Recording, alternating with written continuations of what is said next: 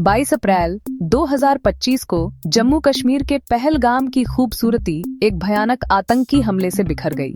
22 run का खूबसूरत मैदान, जिसे अक्सर मिनी स्विट्जरलैंड कहा जाता है, एक क्रूर हमले का शिकार बन गया जिसने देश को हिलाकर रख दिया और दुनिया भर में सदमे की लहर दौड़ा दी। 22 रन की शांति उस वक्त टूट गई जब आतंकवादियों ने बेखबर टूरिस्ट्स पर गोलियां चला दी, जिससे आइडिलिक मेडो में अफरा तफरी मच गई। लोग अपनी जान बचाने के लिए इधर उधर भागने लगे।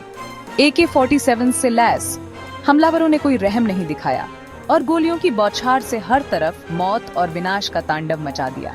इस हमले में 26 बेगुनाह लोगों की जान चली गई, जिनमें कई बच्चे और महिलाएं भी शामिल थे। इस हमले में 26 बेगुनाह लोगों की जान चली गई, जिनमें 2 विदेशी नागरिक और एक इंडियन नेवी लेफ्टिनेंट विनय नारवाल भी शामिल थे। उनके परिवार और दोस्तों के लिए यह एक बहुत बड़ा सदमा था। द रेजिस्टेंस फ्रंट, एक शैडो ग्रुप जिसे लश्कर-ए-तैयबा से जुड़ा माना जाता है, ने हमले की जिम्मेदारी ली है। इस घटना ने पूरे देश को हिलाकर रख दिया है। पहलगाम आतंकी हमले ने पूरे भारत को झकझोर कर रख दिया, जिससे सरकार के हाईएस्ट लेवल से तुरंत निंदा की गई।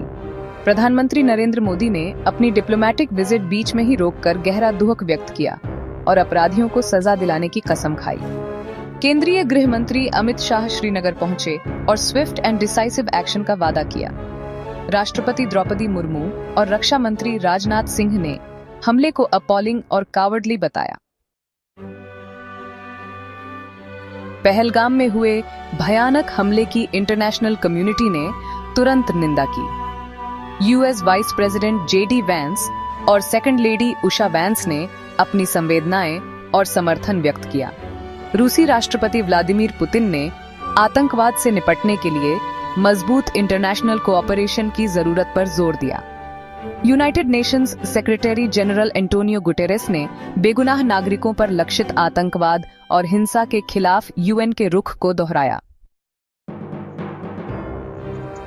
हमले के तुरंत बाद सिक्योरिटी फोर्सेस हरकत में आ गईं और उन्होंने तुरंत इलाके को सुरक्षित करने के लिए कदम उठाए।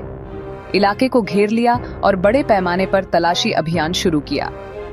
यह अभियान कई घंटों तक चला।